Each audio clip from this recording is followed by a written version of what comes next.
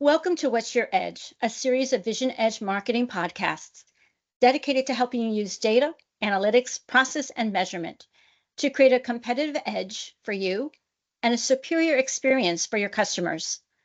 I'm your host, Laura Patterson, and president of Vision Edge Marketing. Please help me welcome today's guest, Christina Porter, the president of Stallergenes Greer Canada and vice president of strategy for Stallergenes. I always struggle with this, but y'all will forgive me. Stallergenes Greer, North America. The company provides therapies to help improve life for people who suffer from allergies. In 2017, Stallergenes Greer acquired a successful family-owned company to create a fully integrated Canadian operation. The company encountered several challenges during the transition that required them to take some steps back and re-engineer processes in order to grow and improve service quality and customer experience. And that's the focus of this episode. Christina, we are so grateful that you are willing to share the challenges you faced as a result of the acquisition. Every company we've ever worked with that has gone through a merger or acquisition has told us the integration process was anything but a cakewalk. Some of the issues we've heard companies have faced post-merger include cultural clashes, talent loss, customer retention issues, integration cost overruns, and integration fatigue. All of these can impact the customer experience and impede growth. What can you share about the situation you were facing during the transition? So we had all the problems that you just described, and it was definitely not a cakewalk. So I guess the very first thing that happened was culture clashes. So we are a global company, and we acquired a small family-run, second-generation family-run company. So our experiences, our expectations regarding everything from policies, procedures, documentation, human resources management, everything was completely different. And it was a really difficult and uncomfortable situation for everyone, us and the previous owners who were still working there. So definitely culture clashes all throughout the organization. And then, of course, the natural progression from that is talent loss. So almost right away, the two owners left us, even though we had expected that and had a contract for them to stay for a couple of years to help with the complete transition. And then shortly after that, the other family members that worked there left, and some of their loyal employees. So that instantly led to service disruption and delivery disruption. So without the key players in the company, we just rapidly became unable to fulfill orders. And then, of course, customer dissatisfaction. And then as we tried to learn the business without the key players there who walked out with all the institutional knowledge, we tried to make sort of Band-Aid solutions that we thought would help. And that just made things worse as we tried to hire new people, train them when we didn't know what we were doing, et cetera. We hired consultants, and all of that just added to the problem. So just more and more disruption. Wow, I imagine it was a really hard time. Yeah, it was difficult. Yes. And I know you're going to tell us how you got on the other side of it in a little bit. So everyone hang tight. You're going to hear a happy ending to this story. Christina, you know from my career and as part of our work that we're really big proponents of service quality.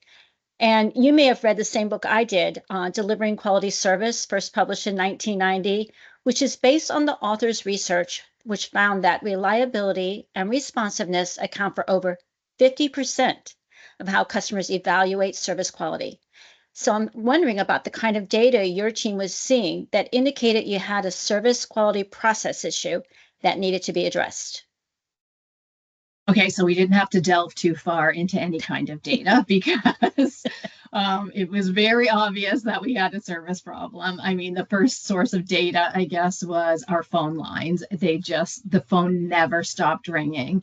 to the point that we couldn't even pick up the calls, and we were answering calls. The voicemail box was filling up. We didn't have enough hours in the day to even return the voicemails. And then, and anyways, even if we could pick up the phone, we didn't even know how to answer the questions, which was the main one. We called it Wismo. Where's my order? That's what everybody was saying. And we actually didn't even know how to answer those. And then we had a very visual source of data, which was, so our orders came in on fax machine. And mainly, and they were literally spilling out of the fax machine onto the floor. People were just gathering up, piling them on every flat surface you could think of, spilling out of bins.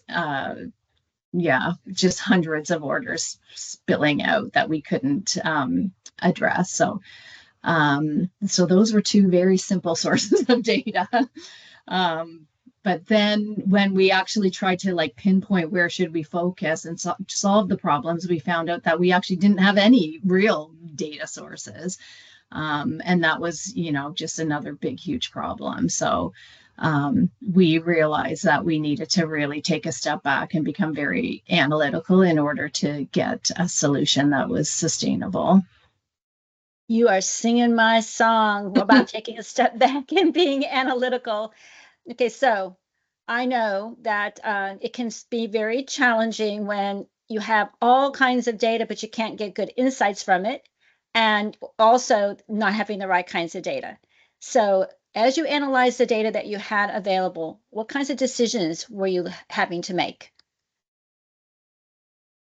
So what we really ended up finding out is that we just could not outwork this problem, like that we really had to carve out time to dissect every single part of the process if we were going to improve. And in order to get that time, we had to make a really difficult decision, which was to reduce the number of customers that we could serve just to get the breathing room that we needed.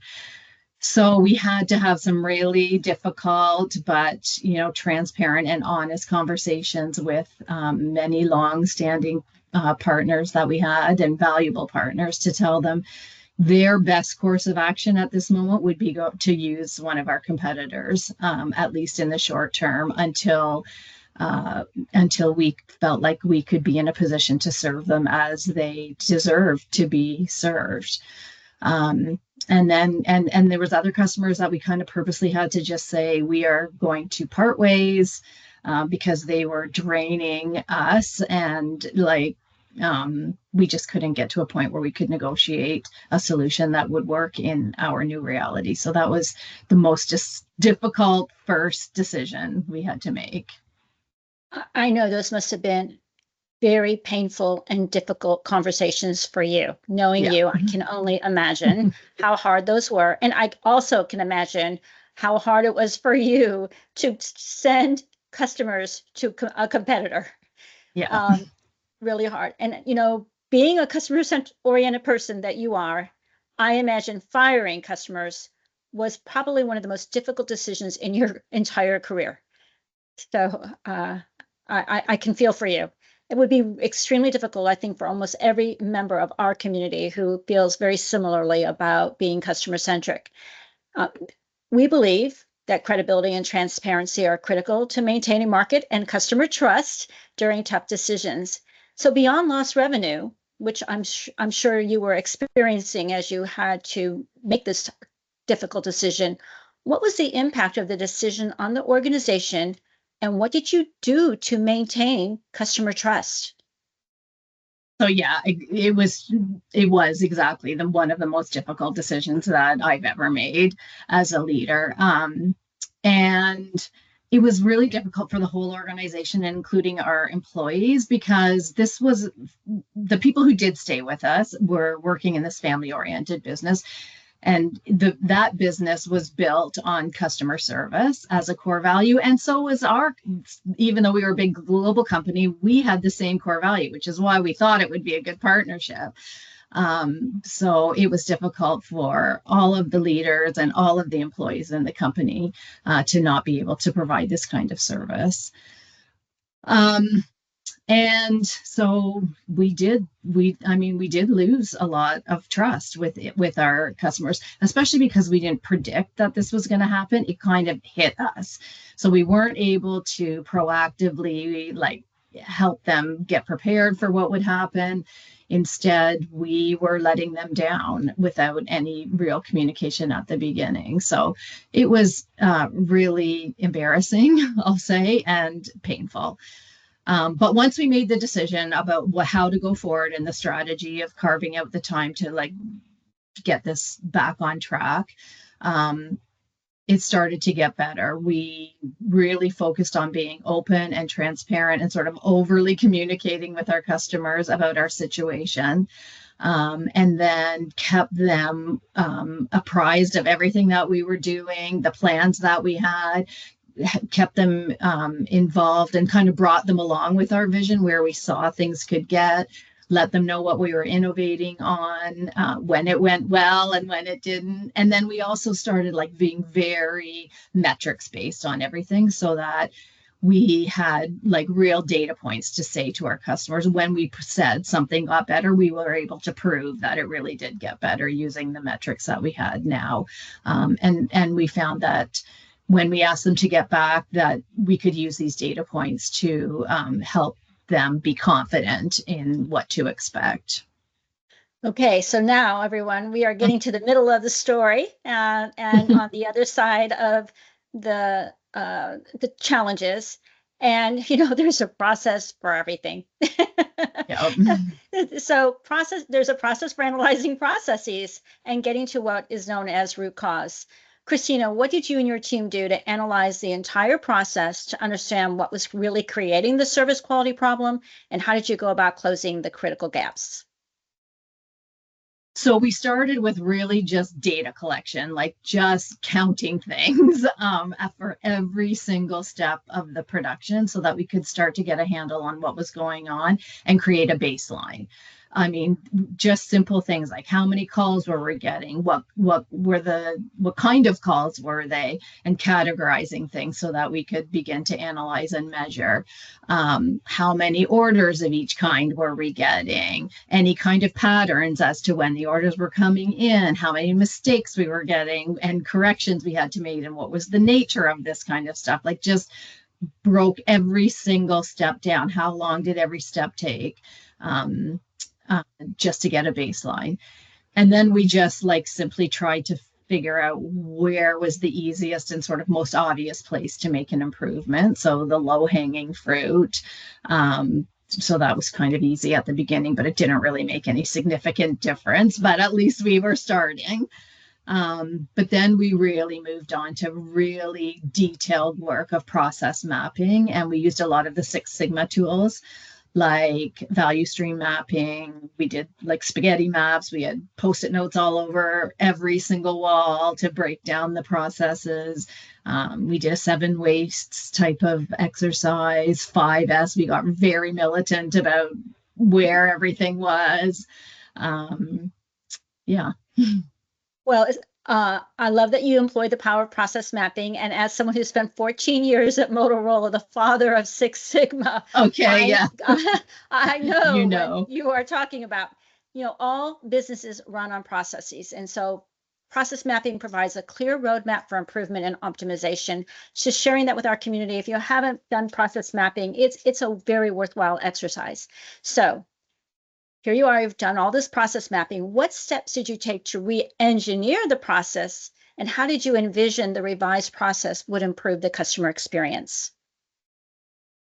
Okay, so I'll start with the customer experience part. We knew that if we re-engineered everything and had a proper process that could be reproducible and that our customers would have the experience that they were looking for. So just starting from that as a starting point.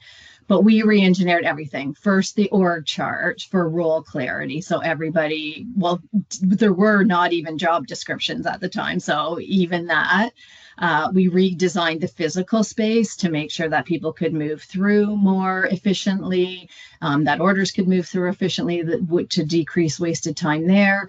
We instituted an electronic data management system so that we got rid of the paper and that documents could be found quickly and easily. We standardized the ordering process, standardized ordering forms. We coached the customers that still stayed with us on a new way of ordering so that it was faster for us to consistently process things without mistakes. We introduced a prioritization protocol for order processing. We questioned we asked why on everything. Like every time anyone was doing anything, we asked, why are you doing that? And we deleted any steps that we saw that were redundant, anything that didn't have a good explanation. Anytime the answer was, that's how we've always done it, it went. We documented every step, put everything down on paper, created job aids, and to make sure that jobs could be done by somebody else. We added metrics so that the skills could be not only reproducible but transferable. Clear metrics at every stage, so that we could introduce a bonus program so that we could pay for performance at every single stage and knew what we were measuring against and what was realistic, and also how we could improve. Clear and transparent dashboards we created, and those we shared with everybody so that everyone in the company had access to information. And then they could start to see when things were getting better visually, not just a feeling that maybe it was getting better. And then we opened a formal process for feedback and for continuous improvement through a format where they could show ideas that they had for making their jobs better. So process mapping really created the opportunity for operational excellence for your firm, for your company, and for your people. And it sounds like it really helped align them. How did it help streamline decision-making? Okay, so at first we just thought that all we were trying to do was bring things back to where they were when we bought the business, but then we realized actually there was lots of room for streamlining things and becoming excellent, in fact. And so when you could see things in front of you on a dashboard, you started to say, okay, now I know where to focus. From a practical standpoint, once they could see the quantitative data, we could set ambitious goals for them to improve, and that bonus program really helped too. We found that, our team became really engaged in making suggestions for incremental improvements every day. And actually, it's become a really motivating part of their culture because we can build on that customer centricity that we're have as a core value too. So they know that if they can implement these improvements, it will help with that. I think it's wonderful how you engage your people in the process of re-engineering the process and having them build on and continuing to improve the process. So how did all of that ultimately improve the customer experience? So our customers care about two things.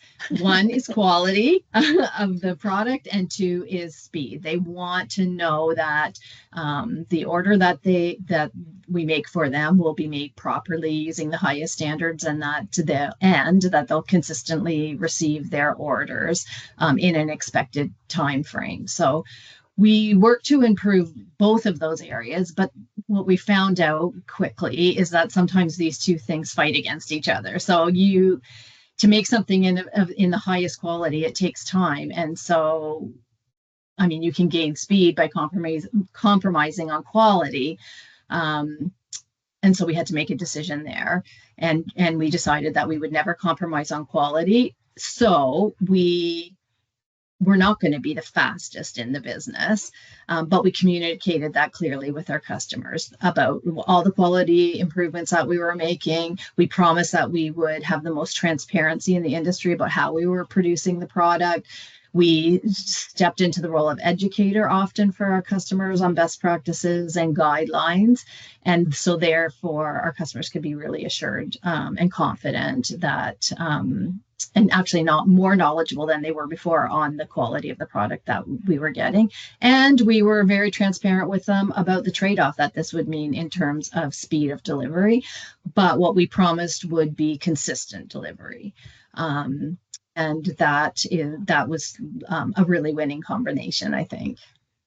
Yeah, I think so too, because in the medical or health and wellness world, quality is, is the most important thing. Nobody wants to have anything, that they're taking that would not meet the best quality standards. Christina, you shared a lot with us today about process reengineering.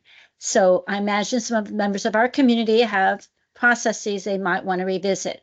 What advice would you give to someone who is going to go through reengineering a process?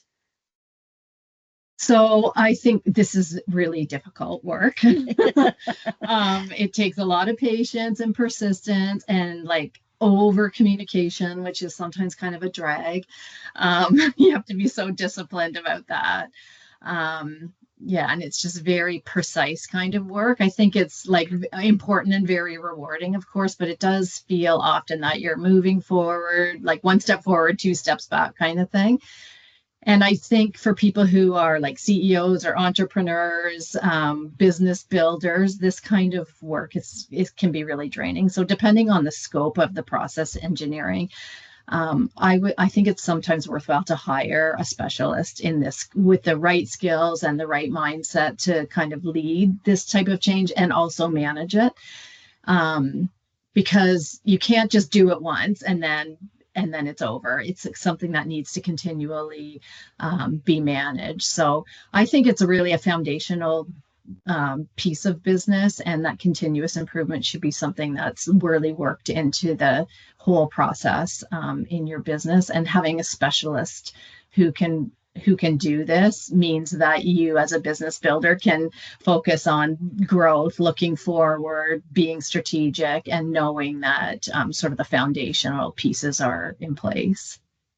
Yes, reengineering a process is quite an undertaking. So here we are, kind of moving to the end of the story. And I imagine the next challenge was to go back and win back those customers that you had to let go. In our experience, we've seen that regaining customer trust and loyalty after a major transition requires a strategic blend of customer centricity, clear communication, and the ability to deliver measurable value. And we found that incorporating the voice of the customer can be a game changer for identifying gaps and improving the customer experience. Did you leverage any customer feedback mechanisms like surveys or advisory boards to guide your decisions during this time as you were moving to the win-back stage? So I think we were a bit afraid to ask our customers sometimes because we knew that we had disappointed them so much, and there was so many things that were obvious that we had to fix.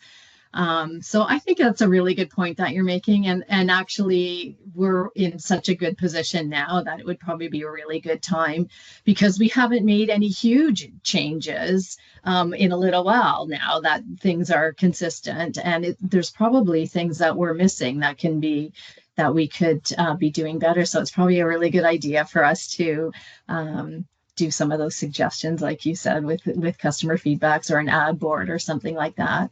But I will say that we do have sales reps who are out on the field, and they're consistently constantly asking about this.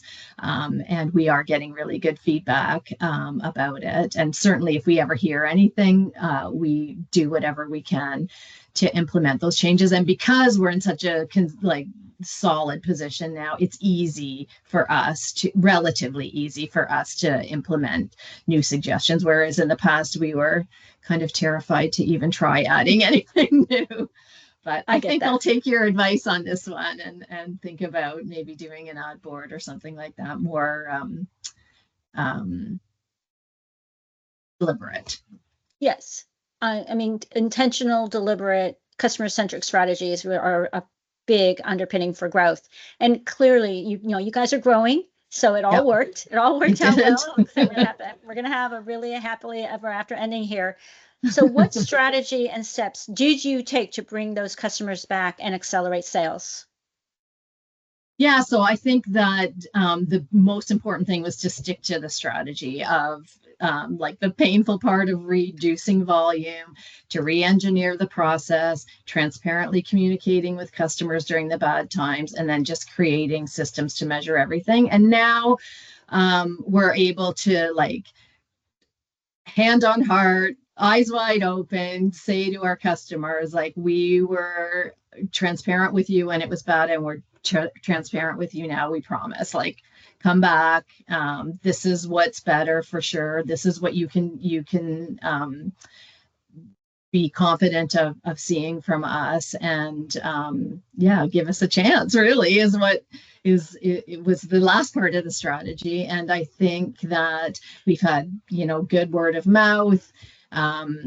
The data that we have is longstanding enough that they can believe in it. That wasn't just an accident. Recommendations from new and returning customers, and yeah, so we're growing. I'm really glad that your customers were willing to give you a second chance. Y'all earned it. Is there any final piece of advice or insight you'd like to leave our community with? Well, there's so many learnings during all this, but there's the one thing that really, like, sort of lives above it all is kind of what you just said. Like, it was risky that if customers went to our competitors, we would never get them back. But and we know that, business is cutthroat, but in the end, I think that if customers really trust and believe that your true core value is to put them at the center of everything that you do, they will give you a second chance. And even if you really mess everything up. Well, it wasn't with intention. You didn't intentionally. It wasn't with intention, but it's just, and I think you all grabbed the horse by the reins, so to speak, and took control and figured it out. I really appreciate you sharing your insights and experiences. It's never hard to tell this. It's always hard to tell this kind of story. It's easy to tell the easy stories. It's, more painful to tell the hard stories, but we learn a lot from the hard stories. And it's clear that your journey, it required emphasizing data and process and customer centricity to overcome challenges and achieve the growth that you all are experiencing today. And your story reminds us that while change is never easy, it can lead to significant improvements in customer experience and business performance. Thank you, Christina. My pleasure. We hope you found this episode of What's Your Edge helpful. What's Your Edge is the creation of Vision Edge Marketing. Since 1999, Vision Edge Marketing has been helping our customers solve the most difficult challenges and using data, analytics, process, and measurement to accelerate growth, create customer value, and improve performance. We always welcome hearing from you.